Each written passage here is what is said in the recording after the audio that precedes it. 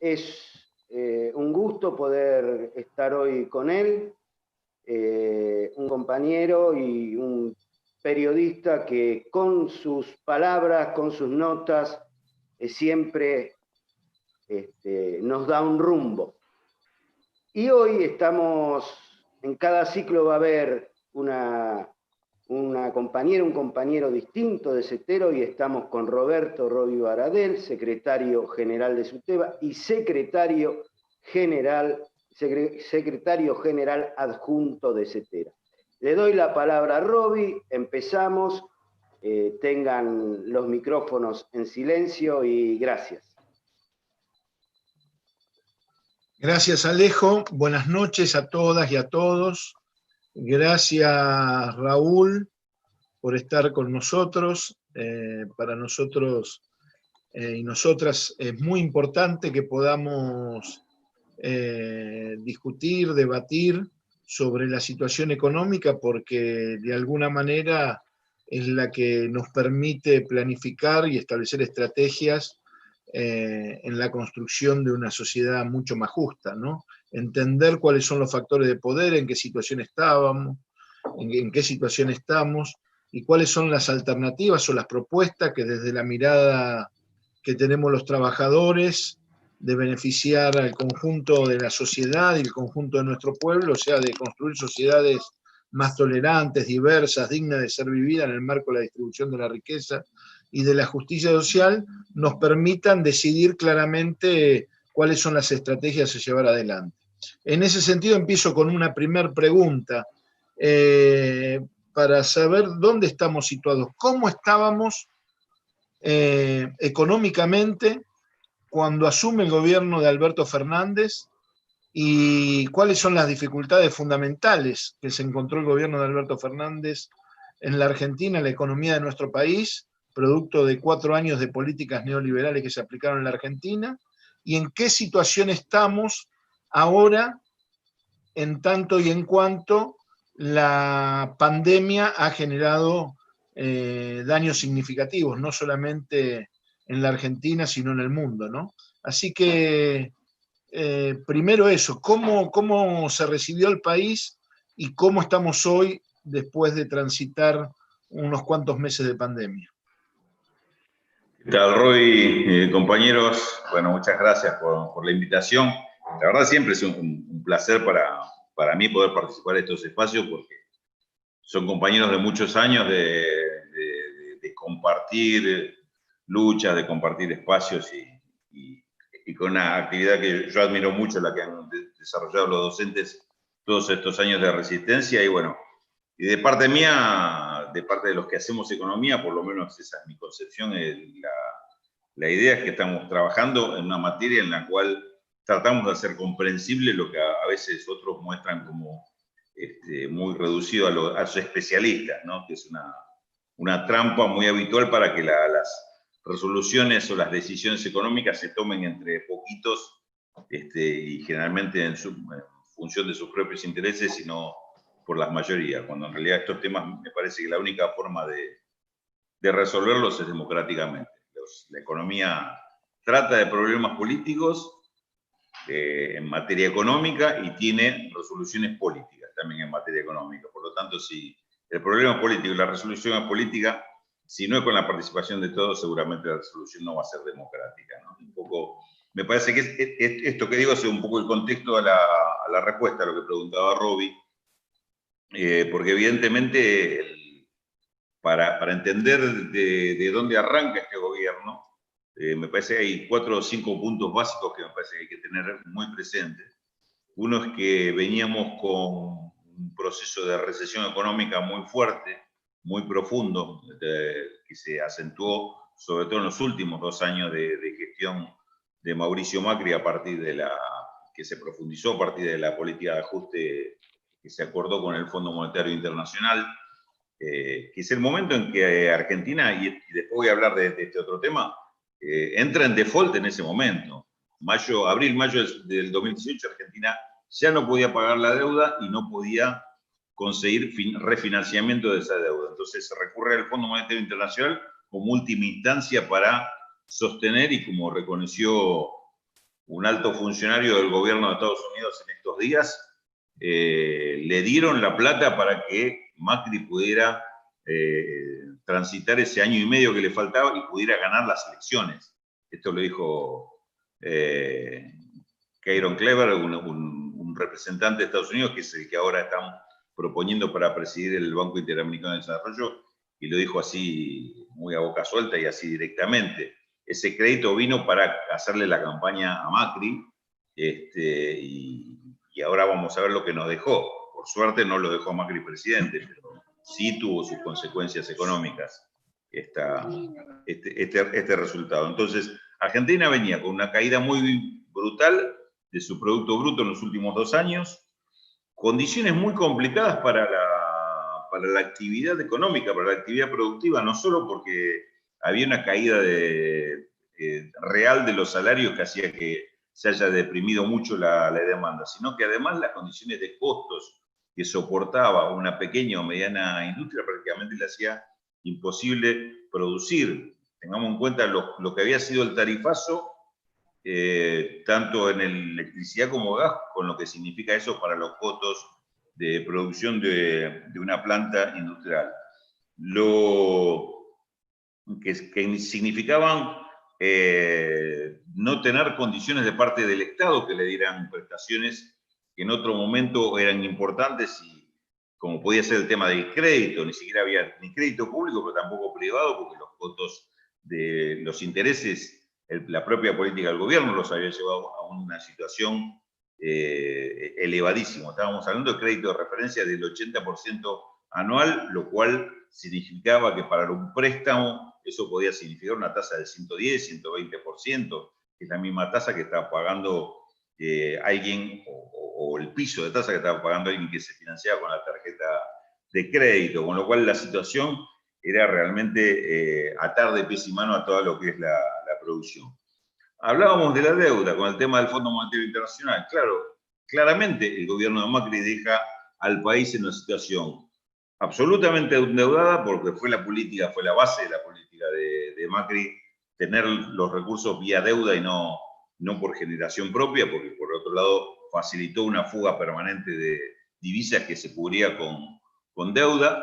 Ese endeudamiento llevó a que el propio gobierno de Macri ya no pudiera ni siquiera con el crédito del fondo cumplir los compromisos en sus últimos meses. Hay un default declarado sobre los títulos públicos del gobierno a partir del mes de septiembre, es decir, que ese es otro problema con el cual recibe el gobierno Alberto Fernández. Una situación social también muy delicada por el tema de un crecimiento de la pobreza y la indigencia. La pobreza, según las últimas estadísticas del INDEC, no las publicadas, porque lo que se publica del INDEC es una cifra semestral, pero ese semestre, compuesto de 2 trimestres, estaba indicando que durante los 4 trimestres de 2019 fue una permanente escalada de la pobreza. Y esa tasa del 36% o 36,5% que se publica de pobreza para el segundo semestre del 2019, en realidad se compone de un 35 y un poquito más en el tercer trimestre y un 38, casi 39% en el cuarto trimestre, con lo cual en realidad terminó el gobierno con una tasa de pobreza mayor al 38% por cifras oficiales únicamente. Con lo cual también un nivel de pobreza pocas veces registrado en el país es lo que recibe el gobierno de Alberto Fernández. Y me parece que hay otro dato que es fundamental, además de todo lo que significan los distintos desequilibrios de la economía, un nivel altísimo del valor del dólar, que era otra cuestión limitante para la actividad productiva, un descalabro y un desequilibrio en prácticamente todos los sistemas financieros, que ya sea tasa de interés, dólar, inflación, digamos, una serie de situaciones donde el plan justamente de estabilización del Fondo Monetario Internacional lo que había provocado una desestabilización general en todas estas variables económico-financieras. Y a esto hay que agregarle, por último, que Alberto Fernández además recibe un Estado en condiciones deplorables, un Estado prácticamente desarmado en su totalidad, es lo que los distintos compañeros cuentan los que fueron a trabajar fueron con funciones a distintos ministerios, el estado de desmantelamiento que encontraron en toda la actividad pública es parte de este proceso también del macrismo que desarticuló todo lo que era la actividad pública, el tema de los controles y regulaciones. Esto se ve en la aduana, cuando empezaron a aparecer que estaban en depósito en la aduana, hasta bienes esenciales que se necesitaban para la economía, o computadoras que se habían recibido en su momento para repartir en colegios que nunca se habían repartido. Absoluto descontrol sobre el tema puertos. Bueno, hoy lo estamos viendo por un ejemplo, el tema Vicentín, lo que está pasando en los puertos privados del país, y no solo los de Vicentín, seguramente, y toda una serie de elementos que hacen que además hubo que arrancar con un nuevo gobierno sin tener la estructura del Estado en funcionamiento como para poder empezar a atacar los problemas y a resolverlo. Eso es en términos generales lo que recibe Alberto Fernández. Apuntemos esto antes de la pandemia, ¿no? Esto es lo que recibe en el traspaso, más allá de algunas situaciones puntuales que podríamos simplemente marcar como indicadores también de esta situación, con lo que fue apareciendo posteriormente sobre algunos desfalcos o defraudaciones importantes, como la propia de Vicentín contra el Banco Nación, que seguramente no es la única, aunque sí una de las más importantes, lo que se había hecho con la banca pública, en el caso del Banco Nación. Con lo cual, esas eran las condiciones muy graves con las cuales hubo que arrancar este nuevo ciclo.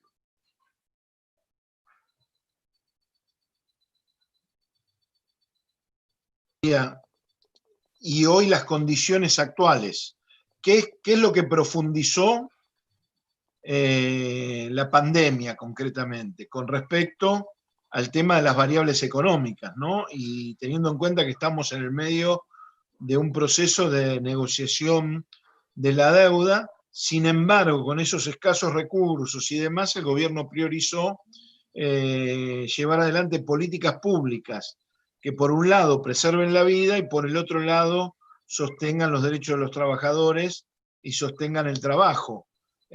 Así que, a ver, hacer un panorama, te pido que hagas un panorama de cómo se profundizó la crisis en el marco de la pandemia y cuáles son las respuestas que está dando el gobierno en ese sentido para poder afrontarla. Sí. A ver, en principio, como decíamos, el gobierno se encontró con muchas dificultades para tener instrumentos como para poder actuar. Así todo, lo que hizo fue privilegiar, sobre todo cuando viene la pandemia, ya entró con una política de privilegiar la cuestión social. No por nada lo puso a Daniel Arroyo casi como la figura emblemática de las primeras semanas o meses del gobierno, porque lo que había que atender era una situación de emergencia absoluta en la situación social, y se pusieron en marcha algunas políticas en ese sentido, y después ir articulando las estructuras del Estado para poder intervenir en otros espacios. En paralelo, lo que se había planteado como originalmente como una de las prioridades era negociar la deuda externa para que el gobierno no quedara de manos atadas durante los próximos 4 años y lograr algún tipo de solución o por lo menos alguna propuesta que asentara el tema de la deuda en un lugar donde se estableciera qué es lo que se podía hacer y qué es lo que Argentina no podía aceptar como condicionamiento, como eran los vencimientos que dejó el gobierno anterior para este año y fundamentalmente para el año que viene, que eran imposibles de pagar porque excedían largamente la posibilidad que tenía el gobierno de conseguir los dólares para pagar esa deuda. Esa era la situación inicial.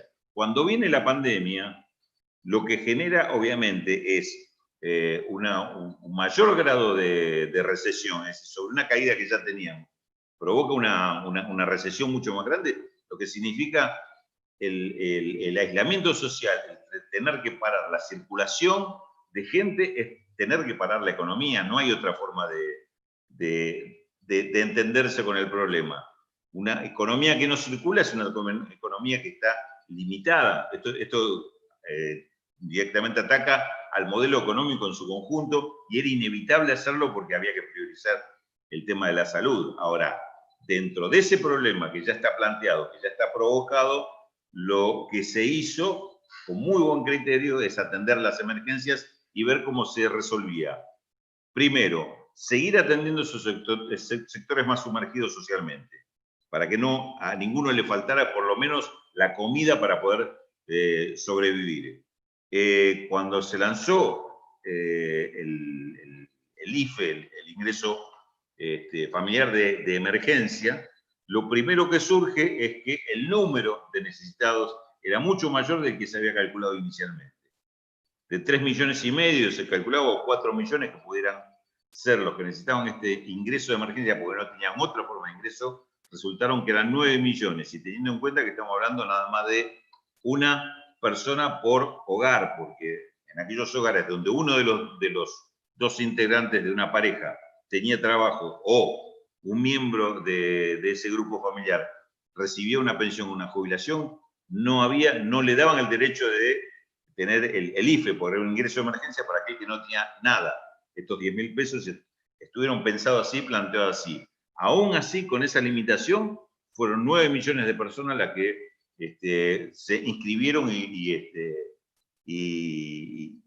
se les adjudicó un ingreso familiar de emergencia porque estaban en condiciones de que no podían tener ingreso por otro lado. Lo cual, de alguna forma, lo que demostró es que el radar del Estado todavía no había llegado a contemplar la totalidad del problema social que había.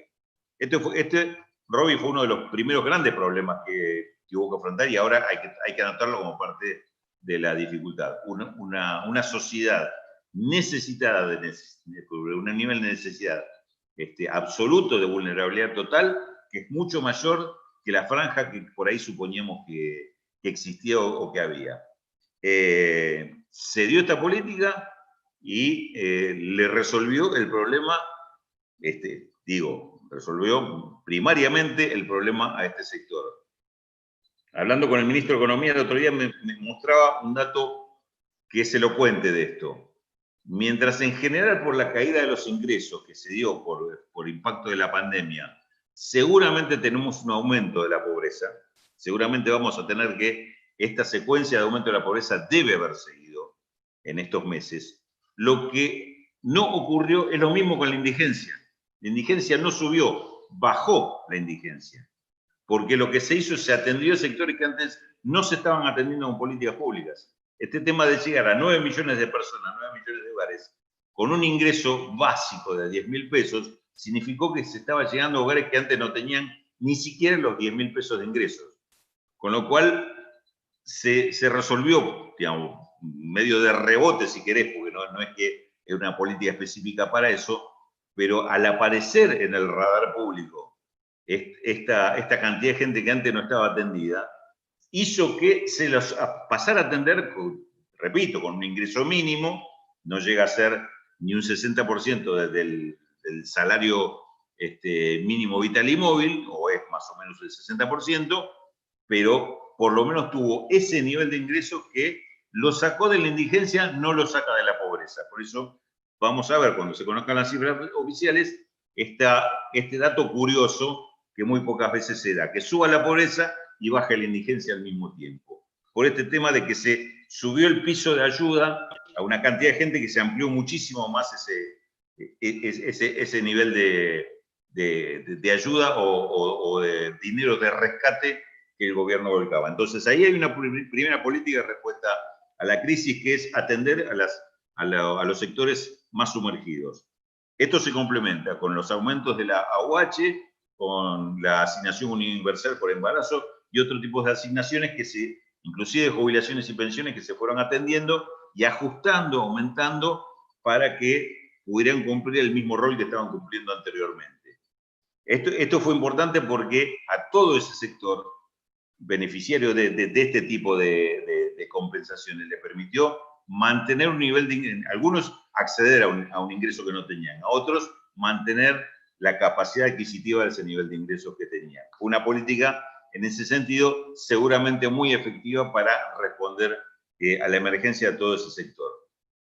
Hay una segunda política muy importante, que es el tema con las dificultades inclusive que se planteó inicialmente, conocido como ATP, o la asistencia al trabajo y la producción.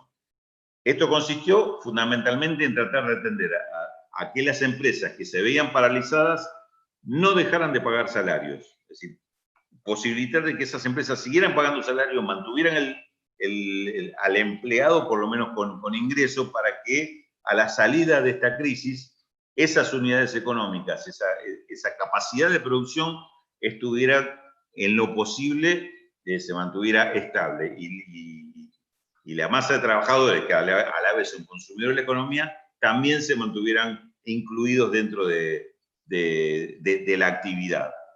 Esto, digo, con dificultades porque hubo muchos problemas de implementación con eso. Inicialmente hubo algún conflicto inclusive para la inscripción y la aceptación, pero se fueron resolviendo y hoy está llegando a una cantidad importante de trabajadores, más de 2 millones de trabajadores cobran a través del ATP parte de sus ingresos, la otra parte le corresponde al empleador pagarlo. Y unidades económicas que en general con eso le han permitido subsistir. Acá también hay que hacer una aclaración, no a todas. Hay comercios e industrias que tienen problemas para subsistir, algunos se han cerrado definitivamente y otros probablemente no vayan a llegar a la salida de la pandemia, por lo menos en condiciones plenas de estar trabajando. Después se verá cómo se rescata esto, pero este problema se fue atendiendo y también en gran medida se resolvió, no, en este caso no en su totalidad.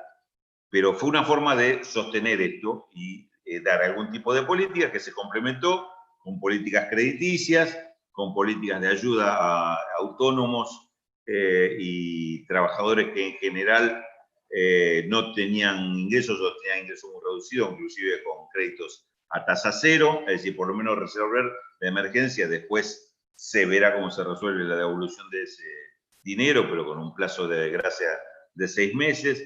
Créditos también a tasa subsidiada para la actividad económica, para pequeñas y medianas empresas, que también fueron mecanismos de tratar de ir atendiendo una emergencia. Y el tema que antes mencionábamos, tarifas públicas congeladas, obligando a las empresas prestadoras que siguieran dando el servicio, con las dificultades que conocemos que existen, particularmente en algunas, pero tratar de mantener también activo ese servicio y sin aumento de tarifas que significaran que pasaran a ser un punto de prohibición del acceso para determinada cantidad de gente. Estas fueron las políticas que se dieron, repito, seguramente con no atendiendo a la totalidad del problema ni resolviendo el tema, digamos. Igualmente el tema de la recesión siguió y se complicó más aún. Sí se contuvo el tema de la deuda, porque por lo menos con la negociación que se mantuvo hasta ahora, se frenó el tema de las ambiciones de estos fondos de inversión del exterior. Se dejaron, a partir de abril, se dejó de pagar la deuda externa y se mantiene una negociación que hasta hace un rato se decía que estaba muy cerca de llegarse a un acuerdo. En este caso sabemos que muy cerca, entre muy cerca y cerrar el acuerdo puede haber una distancia muy chiquita o muy grande, porque no es la primera vez que se está muy cerca de cerrar un acuerdo. Así que ese tema está pendiente hasta que se plantee oficialmente cuáles son las novedades, que ese acuerdo se cerró definitivamente. Pero por lo menos lo que sí es cierto que sacó en estos meses el problema de la deuda como una presión adicional sobre la economía argentina. Esto me parece que fue una política interesante para sacar presión en uno de los aspectos importantes que han condicionado a la economía argentina en estos últimos años e históricamente tantas veces. Con lo cual, podría decirse que la política del gobierno para la emergencia resolvió la mayor parte de los problemas que había. Queda pendiente todavía el problema de una recesión que seguramente las cifras van a indicar que se agudizó, y la vuelta a la actividad deberá ser acompañada por un Estado mucho más presente que lo que ha sido históricamente, por lo menos en los últimos años, en la economía argentina. Pero eso ya es otra etapa. Seguramente vamos a hablar del tema de la post-pandemia, ¿no? Muy claro, Raúl. te hago dos preguntas. Una, ¿con qué nos estamos financiando hoy? ¿Con qué el Estado sostiene la ejecución de estas políticas que son de resguardo sin ninguna manera? Y por el otro lado, si podés describir dos escenarios sobre si hay una negociación de deuda exitosa o si definitivamente no se llega a un acuerdo con los acreedores y entramos en otra etapa, ¿no? Una etapa de default a nivel general. Sí, cómo no. Con el primer punto, Roby, claramente este tema del financiamiento se está haciendo con emisión pública, emisión de dinero. Porque lo que ha sucedido es que con esta caída de la actividad también cayó mucho la recaudación, de impuestos, de distintas formas de prestaciones, en algún caso con las cargas sociales, inclusive con una política del Estado de condonación de pago de cargas sociales hasta de un 95% en algunos casos, con lo cual los ingresos del Estado, por lo menos a nivel, no solo por lo menos, a nivel de Administración Pública Nacional, pero también de las provincias, ha sido muy importante la caída. En algunos casos llega al 60-70%, en el caso de algunas provincias es un poco menos del 50 o del 40%, porque por las características geográficas y de la actividad en algunas provincias no ha sido total, digamos, el freno a la actividad económica. ¿Qué significa en este caso la mayor emisión? La mayor emisión de dinero, ya sea directamente por darle a la maquinita y fabricar los dineros, o por préstamos que le hace el Banco Central al Tesoro Nacional en pesos, ya sea por adelanto de utilidades o lo que fuera, pero son transferencias y dinero que se pone en circulación. Esto es importante remarcarlo. La teoría monetaria, por ejemplo, de los monetaristas, de los Sturzenegger, Duhovne, Sandleris y demás, siempre nos quiso hacer creer que la emisión monetaria era la causante de la inflación.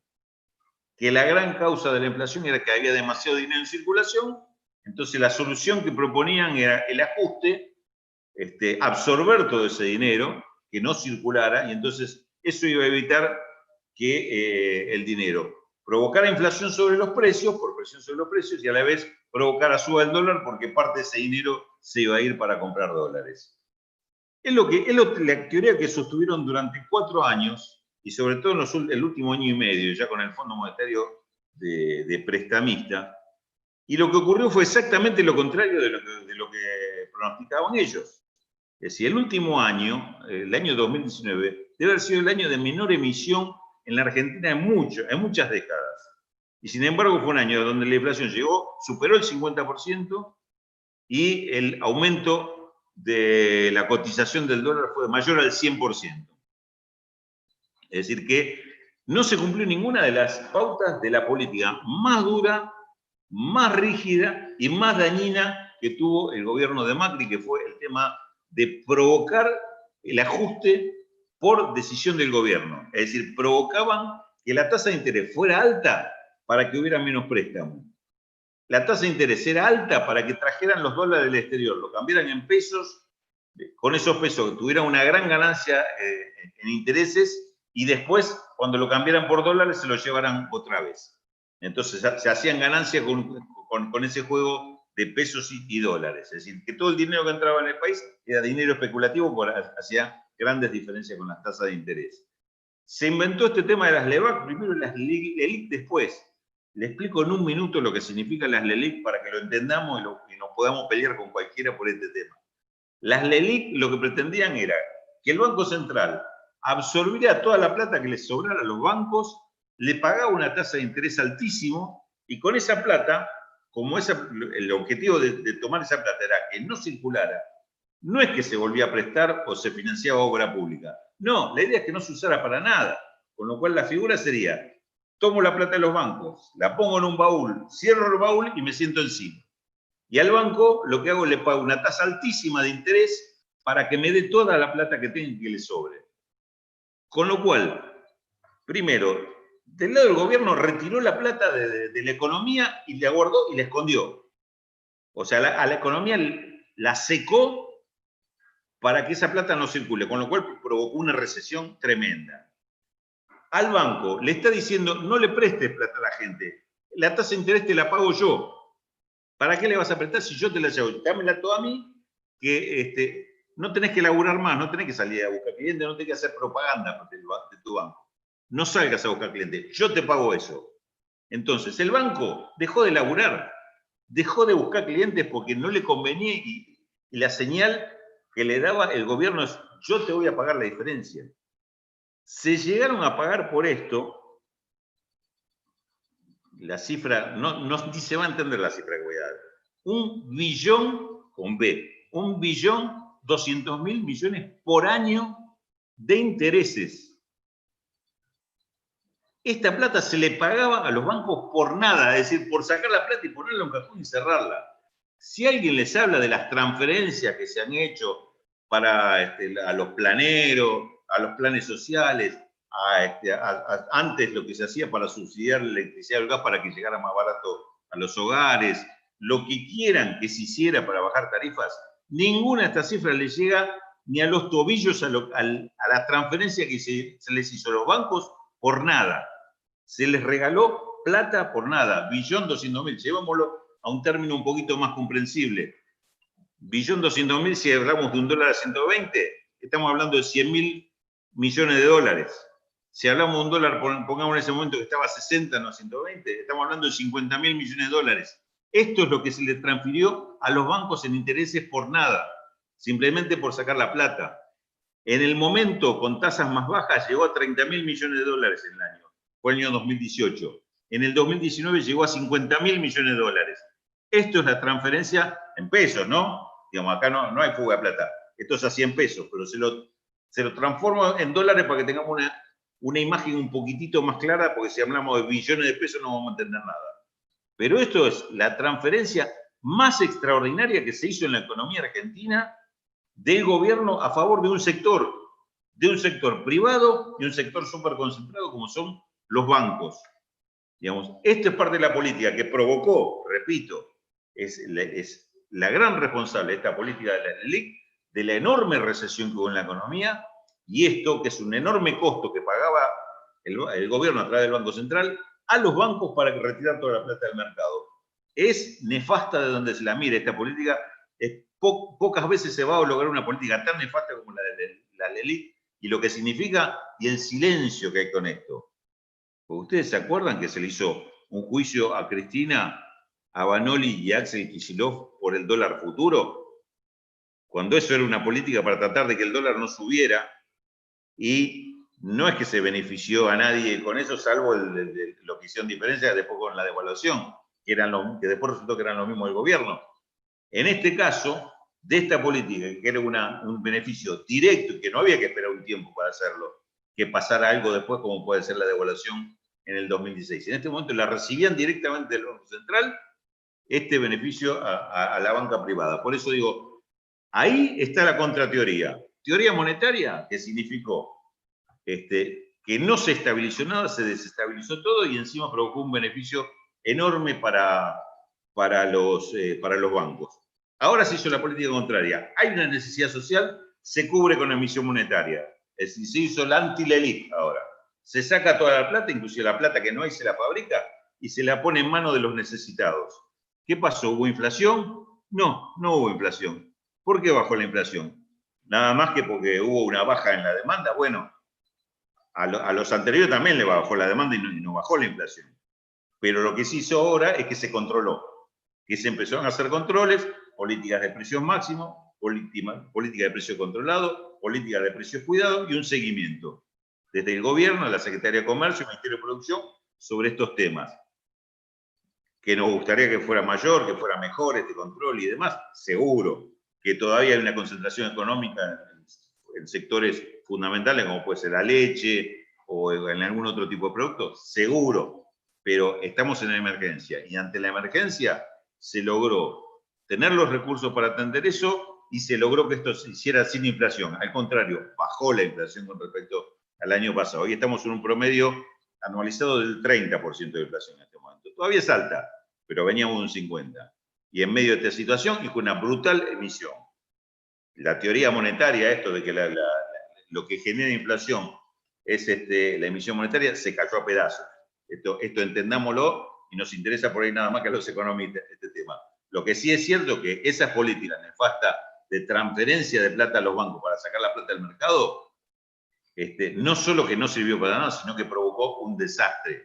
Y esto de atender la necesidad con lo que sea, y ese con lo que sea es en este momento emisión monetaria, porque tampoco tenemos crédito del exterior, dio resultados y no tuvo ninguno de los costos que nos decían que iban a tener. Después habrá tiempo de ver cómo se equilibra el tema monetario, pero esas son cuestiones, digamos, que se pueden atender técnicamente después, pero no provocó un conflicto de ningún sentido este tema de atender con emisión monetaria, y al contrario resolvió el tema que era urgente. Con lo cual, esta es un poco la respuesta al tema de con qué nos financiamos.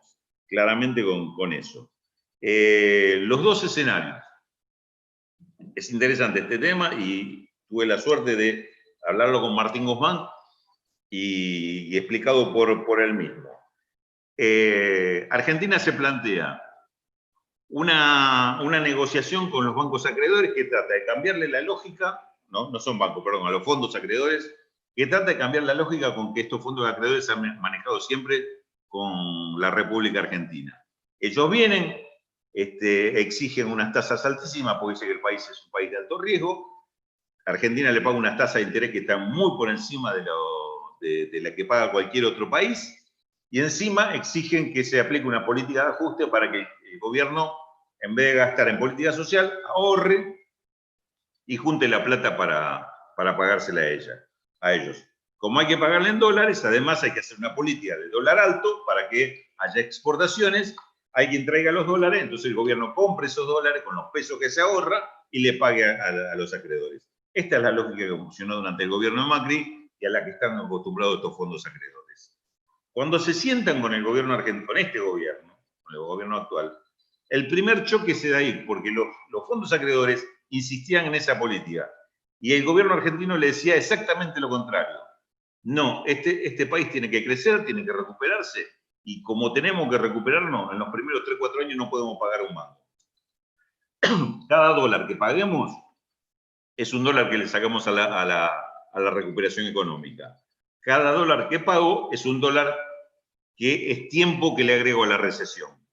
Entonces, este gobierno está comprometido con la recuperación, necesita, primero que nada, patear para adelante los vencimientos. No, durante 3 o 4 años no puede pagar nada, ni intereses ni capital. Segunda condición, estas tasas de interés no las vamos a pagar más. Tasa del 7%, 8, 9% como había, no se pagan más. Vamos a una tasa más razonable. La tasa entre países de primera línea están en el 1%, 1,5%. En países de Sudamérica están pagando entre el 4 y el 6, 4 y 5%, 6% prácticamente no paga ninguno. Entonces, Argentina dijo, vamos a estas tasas. Y aparte, con esta tasa ustedes ganaron muchísima plata, con lo cual se justifica inclusive que paguen una tasa menor al promedio que se paga a nivel internacional. No le vamos a pedir quita de capital, lo que pedimos es extensión de plazo, le pedimos bajar a menos de la mitad la tasa de interés. Este fue el planteo de inicio de Argentina, choca obviamente con el planteo del fondo de inversión, dice, y ustedes en vez de hacer un sacrificio para pagar la deuda, nos piden que nosotros hagamos el sacrificio. Más o menos es así, si querés traducirlo en esos términos, sí. El sacrificio lo tienen que hacer ustedes, que son los que ganaron plata acarrada con este país, y encima son los que acordaron una política que sabían que era impracticable para Argentina. Este fue el planteo. Así se planteó la negociación. Se llega a un punto en el cual, en palabras de Martín Guzmán, que me lo dijo antes de la negociación, y me lo reiteró el viernes cuando me tocó estar con él, dice, para nosotros lo ideal era hacer un acuerdo en las condiciones que nosotros queríamos. Es decir, 3 o 4 años sin pago, después en pasar a pagar con tasa de interés muy bajo y estirar el pago del capital hasta donde pudiéramos para no volver a estar ahogado con el tema de la deuda. No volver a estar ahogado en el tema de la deuda, en el caso de Argentina, podríamos decir son no más de 6 u 8 mil millones de dólares por año después de pasado estos primeros 4 o 5 años. Es decir, ese es un poco el límite que tenía Argentina para solucionar, como él decía, para solucionar definitivamente el tema de la deuda. Porque además la política es no volver a políticas de endeudamiento. No vamos a recurrir a nueva deuda que se aumente los compromisos para los años siguientes. Este era el planteo. Planteo 1, Argentina, lograr un buen acuerdo en estos términos. Alternativa 2, plan B que tenían. Lograr un acuerdo que no sea tan favorable como el que pide Argentina, que tengamos que ceder, pero que sea un acuerdo todavía razonable, y entonces nos restrinja un poco las posibilidades de que este problema de la deuda esté solucionado definitivamente. Espero que patee el problema un poco más para adelante. El tercer escenario es que nos planteen una política de ajuste, que la única forma de acordarse a una política de ajuste o una política que mantenga alguna de las condiciones actuales, ya sea de vencimiento o de intereses. O sea, el planteo que se hacía Argentina es, o logramos lo que queremos, o tenemos que entregar algo para hacer un acuerdo más o menos razonable, o nos imponen un acuerdo en las condiciones históricas. La propuesta, la idea con la cual llegó el gobierno a la negociación fue, ojalá saquemos el primero, si saquemos el segundo, veamos hasta dónde llegamos, y ante el tercero el default. El tercero no lo vamos a firmar. Entonces para Argentina era un buen acuerdo, un acuerdo más o menos, o el default. No existía el acuerdo de ajuste. Y a la pregunta que le hago, ¿y en qué medida estos tres escenarios te van a restringir la posibilidad de una política de recuperación? Y él me dice, en ninguno, fue la respuesta de Medio Martín. Dice, no hay, ninguno es con política de ajuste. Ni el del medio, porque si yo firmo un acuerdo en el medio donde tengo que ceder algunas condiciones, lo que no voy a ceder es la política de ajuste. Seguramente voy a estar cediendo los pagos que voy a tener que hacer después del quinto o sexto año. Pero no la política de estos primeros años, que tiene que ser una política de recuperación y con el Estado muy presente en lo que tiene que ver el gasto, la inversión pública, etcétera, etcétera. Y el tercer escenario, el escenario del default, es un escenario que, con mucha más razón, va a ser un escenario de recuperación económica sin asistencia del exterior y sabiendo con todas las dificultades que puede haber con el exterior una situación de default. Pero salimos adelante con lo nuestro y con un Estado todavía mucho más presente porque hay que atender lo que por otra vía no va a llegar. Claramente no se logró el primero y hoy lo que se está discutiendo es entre ese segundo escenario, y es lo que me reitera el otro día en la nota que le hago para página 12, es o firmamos esto con el límite que nosotros pusimos o vamos directamente al default. Y que vuelvan dentro de 8 meses y volvemos a discutir. Mientras tanto, veo cómo me arreglo con el Fondo Monetario Internacional, con el programa que teníamos y demás. Por eso, vamos ahora a la pregunta tal cual me la hacía Robbie. El primer escenario de estos dos que quedan, el de un acuerdo en los términos que planteó Argentina con la última propuesta, que estiró la cuerda hasta decir, ¿a qué te puedo pagar? Te empiezo a pagar a partir del 2021 muy poquito de intereses. La propuesta que se hizo, el pago de intereses desde el año que viene, es casi insignificante. 2022 pagará un poco más de intereses. Yo creo que andaba, no tengo los papeles a mano, pero creo que era un pago algo así como de 2.000 millones de dólares en el año de intereses y nada de capital. 2023 creo que llevaba a 3, 4 mil millones de dólares el pago de intereses, y a partir recién del 2024 o del 2025 se empezaba a pagar capital. Con una línea ahí muy, muy finita, ¿no? Digamos, porque ahí ya estamos hablando de 8.000, 9.000 millones de dólares por año, con lo cual, a mi gusto, esto significaría que en 2024 estamos renegociando esos vencimientos los años siguientes. Esa es la condición, me parece que eso es lo que sucedió, llegar a eso. Pero, otra vez, lo más importante, a mi punto de vista, es liberar estos primeros 3 o 4 años para hacer política de recuperación económica. Este es el escenario del acuerdo, el escenario que se plantea y es lo que se estaba negociando hasta, por lo menos hasta hace un rato. Un acuerdo donde Argentina se pone los límites ahí a partir del año 2024-2025, asume compromisos en los cuales o la Argentina va a tener que estar muy recuperada para esa época, o si no, en ese momento va a haber que salir a negociar en el exterior alguna ayuda o alguna bicicleta más para seguir adelante sin ahorcarse, pero le garantiza a Argentina 3 años donde la política de recuperación va a ser plena y sin ningún tipo de condicionamiento externo. Ese sería el escenario del acuerdo. El escenario del no acuerdo, el del default, lo que se plantea, lo que está planteando el gobierno es: cierro las negociaciones con el sector privado.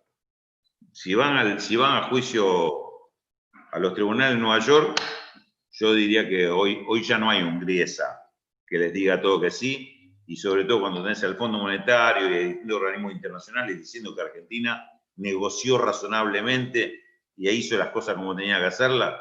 Hoy es muy difícil que un Griesa le dé la razón a los fondos buitres como hizo en el año 2005, 2010, donde teníamos a todos en contra. Teníamos a toda la clase dirigente financiera internacional mirando a Argentina para ver cómo nos mataban, odiándonos de todos lados. Hoy la situación no es esa, con este gobierno no es esa la situación, y se le haría un poquitito más complicado, por lo menos a los fondos, ir a juicio. Y para Argentina significaría darse una política de recuperación otra vez, pero esta vez por el no acuerdo, sin presiones del sector financiero internacional. Sí habría una presión sobre las empresas, porque hay muchas empresas endeudadas con el exterior, fundamentalmente empresas grandes. A esas empresas no podrían renegociar, no podrían refinanciar. Van a tener, que es un Arcor, va a tener dificultades. Alguna otra empresa del sector metalúrgico, probablemente, si no recuerdo mal, Pescarmona o alguna del sector alimenticio, pueden llegar a tener dificultades porque tienen deuda grande con el exterior y no podrían refinanciarla si están en default como país. Habría que ver cómo se las arreglan, pero, digamos, o cómo se las atiende, en algún caso hasta cómo se las atiende, pero fuera de eso, Argentina queda con la mano liberada para dar una política de recuperación con un Estado hiperactivo seguramente. Y llegar a una posterior negociación en mejores condiciones, que podrá ser el año que viene o más adelante, pero porque la idea es esa, patear del escenario actual el tema de la negociación. Por eso me parece que en ese sentido existe la tranquilidad que el gobierno tiene pensado una estrategia para, no es que si se le cae el default y si empezamos otra vez de cero, empezamos nuevo, no. Argentina tiene una estrategia para, en la negociación ya siempre contó con una estrategia de decir, hay un plan A, un plan B, un plan C. El plan A era el óptimo, no funcionó. No fue aceptado por la postura muy dura de los fondos. Plan B es aparentemente lo que se está charlando en estos momentos. El plan C sería patearlos el plan C sería que mañana salga Alberto Fernández y diga, retiramos la oferta que presentamos en la SEC, no hay acuerdo con los acreedores internacionales, seguimos de adelante con los acreedores bajo ley argentina, como es el acuerdo que se presentó en el Congreso últimamente, y con esto volvemos a hablar del año que viene. Y llamamos al Fondo Monetario para un programa que, según me dice, un programa económico que retome el anterior, pero sin los condicionamientos del anterior. Ni condicionamiento en la fecha de pago de la deuda, ni condicionamiento en la política económica. Es decir, que no sea una política de ajuste, no va a ser una política de restricción de las condiciones del Estado para pagar el gasto de la deuda. Es decir, sería un programa de recuperación económica que entiendo que la pretensión es que el Fondo Monetario acompañe inclusive con algún grado de financiamiento y pateando todo el pago de esa deuda a futuro. Esto es lo que hasta acá se sabe, o por lo menos se contó de una y otra alternativa. Bueno, Raúl, pero clarísimo, muy preciso, aparte con información concreta, muy fresca, directamente la consulta con el ministro de Economía. Nos quedan pocos minutos, quizás nos podemos exceder en algunos minutos, pero ahora creo que es importante ver cómo salimos de la pandemia, la economía post-pandemia, ¿no? Y cómo dotar al Estado de mayores recursos. Y en ese sentido la CTA tiene una iniciativa que es el ingreso a las grandes fortunas, que creemos que es muy importante por dos razones. Primero, para hacer frente a la crisis, o sea, para dotar al Estado de mayores recursos en el marco de la coyuntura. Pero además porque se abre un debate en nuestro país con respecto a las grandes fortunas. Y renglón seguido entendemos que tiene que avanzarse en una reforma tributaria, que sea más permanente, no coyuntural solamente, que es muy importante para esta situación, pero que se agota en la coyuntura. Una reforma tributaria. En ese sentido, así como uno de los apotegmas del neoliberalismo era con la emisión genera inflación, hay otro que han instalado fuertemente en la Argentina, que la Argentina es el país que más impuestos cobra, que en lugar de aumentar los impuestos hay que bajarlo. Y ahí me queda lo que planteó Alberto Fernández, la pregunta que le hace Angela Merkel, que no se la puede tildar de peronista, comunista o socialista precisamente, y le dijo, Alberto, ¿por qué los ricos en la Argentina no quieren pagar impuestos, ¿no? En ese sentido, ¿cómo ven la posibilidad de avanzar un impuesto a las grandes fortunas, que además tiene un consenso mayoritario de nuestra sociedad? Inclusive a diferencia de lo de Vicentín, que estaba más discutido, había una mayoría, pero más discutida, pero el tema del impuesto a las grandes fortunas hay un consenso mayoritario. ¿Y cómo ven la posibilidad de una reforma tributaria para que grave a los sectores de mayor capacidad contributiva? Sí, a ver, primero compartir algunas informaciones con respecto a este tema, a este debate que va a ser muy interesante y es muy importante que podamos participar de los distintos sectores del campo popular en el debate. El tema del grado de tributación que tiene Argentina hoy, el nivel de impuestos que se paga en Argentina está muy por debajo de los países desarrollados, sea Estados Unidos, sea en los países europeos, pero además está hoy por debajo de los países del resto de Latinoamérica. Se retrasó tanto el tema del pago de impuestos, no solo de las grandes fortunas, la grandes fortunas ya es una cosa exagerada, pero en general el capital paga tan poco impuesto en este país, que inclusive el impuesto principal no lo paga el capital, lo paga el consumidor, que es el IVA. Es decir, paga tanto impuesto que ha quedado por debajo, inclusive, y este dato lo pueden corroborar o se lo puedo traer para mostrárselo, estamos debajo de Paraguay, que supuestamente es más o menos el paraíso tributario para muchos. Hoy estamos, el capital en Argentina paga menos impuestos que el Paraguay, con lo cual, digamos, no solo que es falso el tema de que Argentina se paga más impuestos en el resto del mundo, sino que es exactamente al revés. Otro dato importante con respecto a esto.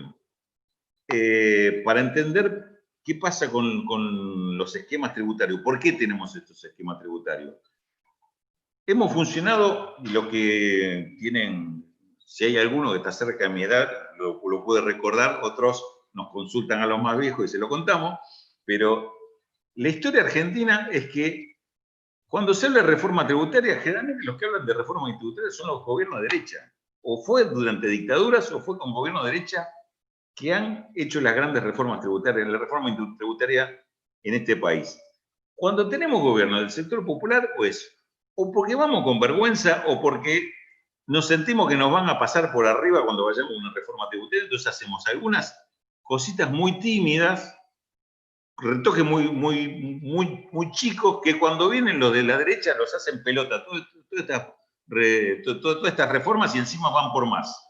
Te aumentan los impuestos al consumo, a la demanda o cualquier cuestión, te ponen impuestos hasta impuestos sobre los servicios públicos. Este tipo de cosas suceden porque las reformas tributarias en Argentina son hijas de los gobiernos de derecha. Es decir, no se han dado grandes reformas tributarias de nuestro lado, del lado del campo popular. Por eso es tan necesaria. Para poner, aunque sea un cacho de equilibrio. Acá ya no se trata de decir, de expropiarle la grande fortuna a los ricos. Pongamos un poquito de equilibrio en este sistema que quedó tan desequilibrado a favor de los más ricos. Es un sistema tributario absolutamente a favor de los sectores de mayor capacidad adquisitiva, inclusive entre los sectores del capital, porque dentro del sector de capital, proporcionalmente paga mucho más impuestos una empresa chica que una empresa grande. Entonces también hay un desequilibrio hasta entre el mismo sector de la misma clase. No es solamente una cuestión de una clase contra otra. Dentro de la misma clase hay un desequilibrio, por lo tanto, el beneficio se concentra mucho en los sectores de más alto poder adquisitivo, de más alta capacidad económica, lo que se conoce como la cúpula empresaria o el sector, la economía dominante dentro del país. Por todo esto hace falta una reforma impositiva profunda y no quiero entrar tanto en detalles, sino me parece que esto lo conceptual debemos entender. ¿Por qué el sistema impositivo argentino es tan injusto y por qué se necesita cambiarlo en una forma más o menos profunda, por lo menos para hacerlo más equilibrado? Esta es la primera cuestión. Segundo, con el tema de las grandes fortunas. Acá hay un par de problemas, inclusive algún problema tiene que ver, lo he discutido parcialmente con algunos, inclusive hasta con la propuesta de la CTA. Tenemos un problema con las grandes fortunas, que nosotros cuando hablamos de grandes fortunas, pero pasamos eso al plano de la discusión de la tributación, pasamos al plano de las grandes fortunas declaradas en este país, no las grandes fortunas reales que hay en este país. Porque Argentina, y esto es lo que motivó en realidad la pregunta de Merkel a Alberto Fernández, Argentina tiene un nivel de simulación de la propiedad de la fortuna como prácticamente no tiene ningún otro país en el mundo. En Argentina están disfrazadas, escondidas las grandes fortunas por el tema, que ahora es bastante conocido, de los paraísos fiscales, el dinero fugado, todo lo que se pone a nombre de terceros, cuentas que no han sido declaradas en este país y demás. Pero además de eso, y esto lo comprobé cuando se empezó a discutir esto, porque busqué el dato, y me lo dieron por lo menos conceptualmente, no tengo la información completa. Las grandes propiedades agrícolas de este país, es decir, las grandes propiedades en tierras, en explotaciones agropecuarias y demás, prácticamente no hay personas detrás de esto. Son todas sociedades que son sociedades cáscaras, sociedades fantasma o fondos de inversión, en el cual nadie declara ser el dueño. Entonces, cuando vamos por un impuesto a las grandes fortunas, se nos están escapando todos estos sectores. Las grandes fortunas que están escondidas en el exterior y las grandes fortunas que están escondidas en el país, pero detrás de estas sociedades que hasta ahora nadie investigaba. Entonces, ahí tenemos dos problemas que se nos van a presentar cuando hablemos de impuesto a la grande fortuna. Vamos a estar tirándole a una parte muy chiquita de todo ese universo de grandes fortunas. Y nos vamos a encontrar con un problema que lo que aspiramos a recaudar seguramente no va a estar en el mismo orden de lo que efectivamente vamos a recaudar. Es decir, yo inclusive lo charlé con Hugo y lo charlé con otros compañeros. No se va a cobrar el impuesto con la lista de Forbes, con la revista Forbes de las grandes fortunas, del ranking de grandes fortunas. Se va a cobrar impuesto con lo que está en la FIP. Y en la FIP, esa misma fortuna no aparecen. Porque el señor Paolo Roca tendrá miles de millones de dólares en el ranking de Forbes. Pero esa guita no está en el país, no la tiene declarada a nombre propio, la tiene en una empresa que está radicada en Luxemburgo, la tiene en fondos seguramente que están en Suiza o en algún otro destino de paraíso fiscal a nombre de una cuenta que no figura como propia. Y así como la mayoría de las grandes fortunas argentinas. Tenemos que ir por esa fortuna. Por eso digo, está bien, el impuesto a las grandes fortunas es una medida inmediata, pero no vamos a llegar al fondo. Mientras tanto, yo digo, trabajemos para llegar al fondo. ¿Cómo se llega? Hay un trabajo muy interesante y con muy poca repercusión, inclusive periodística, que está haciendo la FIP en este momento. Que lo está haciendo Mercedes Marco del Pon, que de este tema es una de las economistas que más sabe, más conoce el tema, y que ha trabajado con nosotros inclusive en la CTA en algún momento investigando estas cuestiones, que es ir sobre el tema del beneficiario final de estas sociedades que aparecen como sociedades dueñas de grandes inversiones en el país, pero sin nombres detrás, porque les está obligando ahora la FIP a que esas empresas declaren quién es el beneficiario final. Quiere llegar a la persona física que está atrás de esto. Y esto es nuevo. La legislación se lo permitía, pero hasta ahora nadie lo había puesto en práctica. ¿Se entiende? Estamos ante esas grandes sociedades que son dueñas, por ejemplo, fácilmente del 50 o 60% de las tierras más ricas, más productivas de este país y que están a nombre de nadie, porque son sociedades o fondos de inversión de los cuales nadie se hace cargo. Esa plata sale del país a través de esos fondos de inversión o se queda en el país depositada a nombre de esos fondos de inversión, pero no hay nadie, ninguna persona detrás. Hasta ahora que se empieza a trabajar sobre que esas sociedades declaren quiénes son sus beneficiarios finales. Ahí vamos a conocer parte de la riqueza. Otra parte de la riqueza tiene que ver con las sociedades vinculadas. Esto también, el caso de Vicentín es ejemplificador en esto. ¿Qué hace Vicentín? ¿Y qué hace Cargill? ¿Y qué hacen otras empresas del mismo sector? ¿A quién le vende Vicentín cuando exporta? Curiosamente, Vicentín Argentina le vende a Vicentín Uruguay. E inclusive Vicentín Argentina le vende a Vicentín Uruguay mercadería que trae de Vicentín Paraguay. Entonces, ¿ustedes se creen que todas estas operaciones entre Vicentín Paraguay, Vicentín Argentina y Vicentín Uruguay se hacen por el valor real de lo que están comerciando?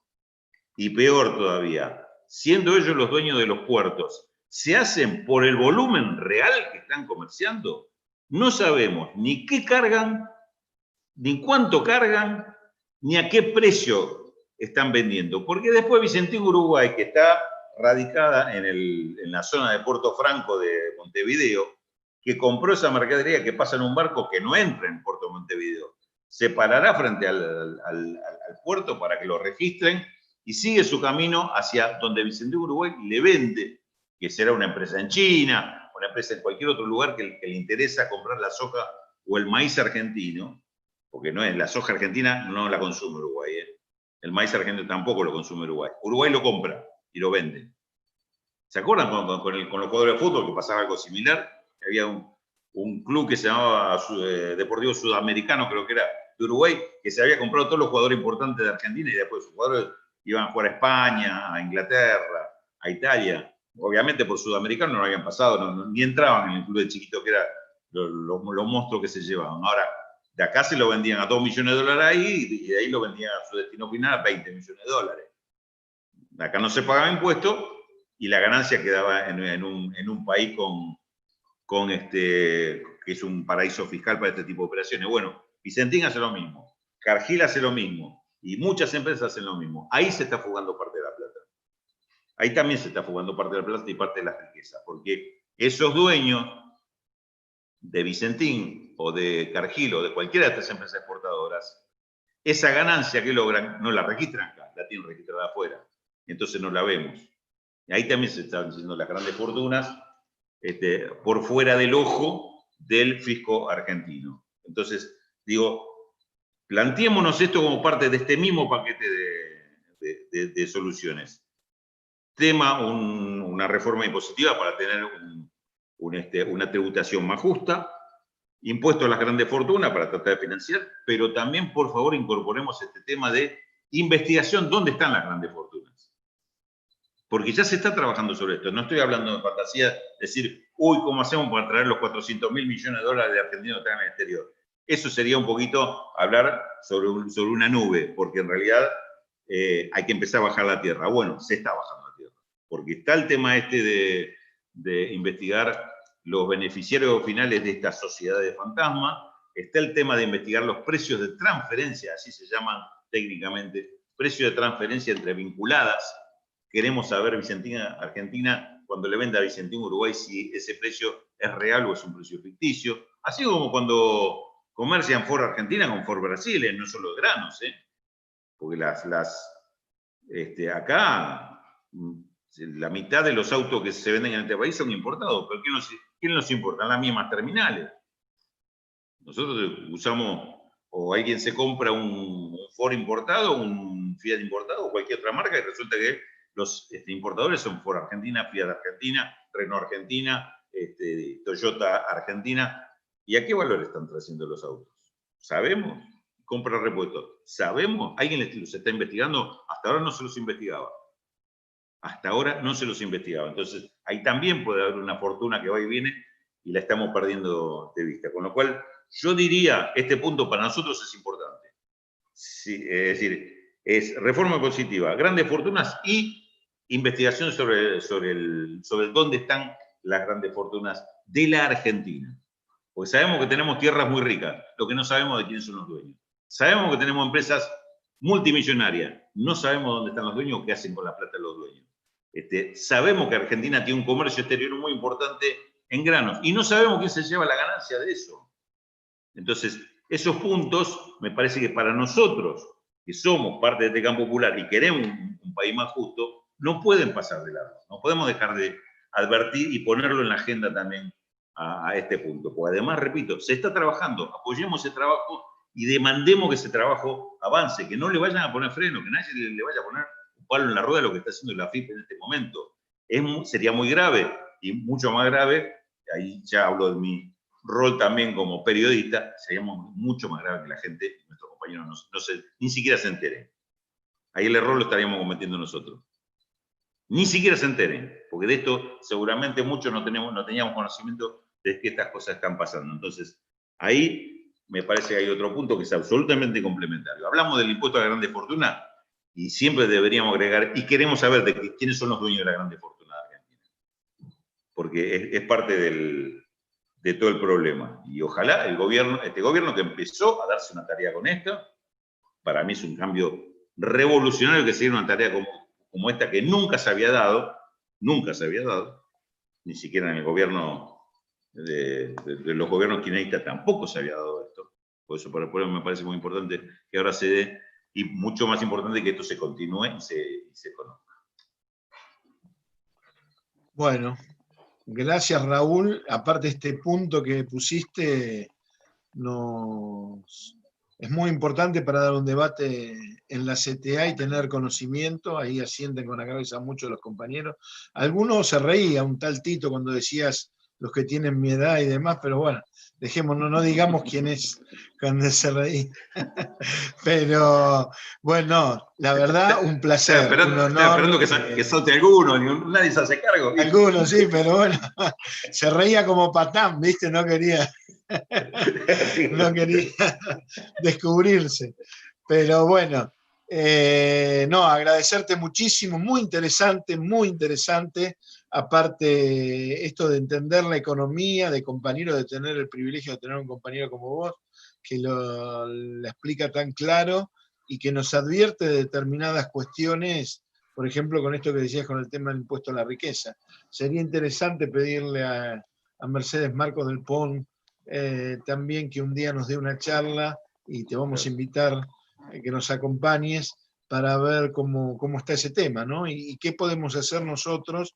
Seguramente, si lo hablaste con Hugo, hay que seguir trabajándolo en la legislatura que se puede hacer con respecto a esa situación. Así que bueno, desde CETERA, agradecerte muchísimo tu predisposición, tu tiempo, tus saberes, que bueno, que los compartís con todos nosotros y con todas nosotras. Gracias.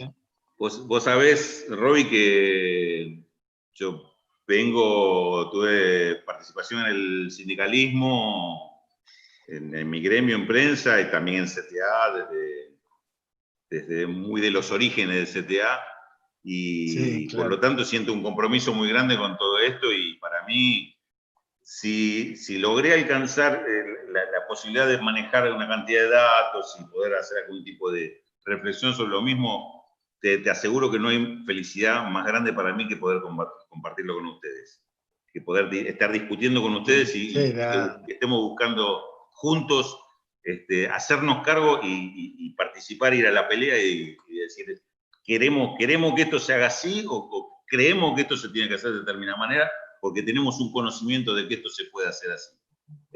Por lo tanto, para mí, te digo, es una satisfacción enorme estar con ustedes, más que con nadie, por esta posibilidad de compartirlo, que a ustedes les interese, y yo logré que a ustedes les interese esto, y desde ya, casi me hace falta decirlo, estoy a disposición de ustedes permanentemente para empujar esta tarea, acercar los elementos, ir a conseguir los elementos. Vos sabés que el sindicalismo, afortunadamente, en estos años, se ha generado toda una corriente también de investigación y de estudio sobre estos temas, que la verdad que a todos nosotros nos enorgullece, inclusive ver pibes de otra generación, mucho más jóvenes que nosotros, cómo están laburando y cómo están investigando. Bueno, yo creo que también a eso tenemos que darle un abordaje, un lugar, un espacio para que todos entiendan que estamos trabajando todo para lo mismo. Todo para lo mismo. Hay que ver cómo encarrilamos cada uno lo que está haciendo para ponerlo en el mismo lugar y orgánicamente y con nuestros dirigentes a la cabeza llevarlos al lugar donde estos temas se tienen que pelear. Bueno, impresionante. Un abrazo enorme de todas las compañeras y compañeros, un aplauso a todos los que vinieron, lo veo a Héctor. ¿Cómo andás, Héctor? Tanto tiempo. A todas las compañeras y compañeros que están participando, gracias a Alejo. Y bueno, Tito, después ya está, te descubrimos. Después lo conversás con Raúl. Quería, Roby y Rulo, informar que hay compañeros de Santa Fe, Chaco, Ciudad, La Pampa, Córdoba y provincia de Buenos Aires, y muchos más en YouTube. Bueno, gracias. Y el viernes tenemos a Dora Barrancos con Sonia Leso y Roxana Rogalski. Muchas gracias, Rulo, Leandro Galván, Héctor Sosa y Amba Rossi por haber ayudado a que salga esto bien. Gracias, Roby, y bueno, todos los compañeros que están ahí. Bueno, el abrazo y el cariño de siempre. Roby, Alejandro y todos los compañeros. Chao.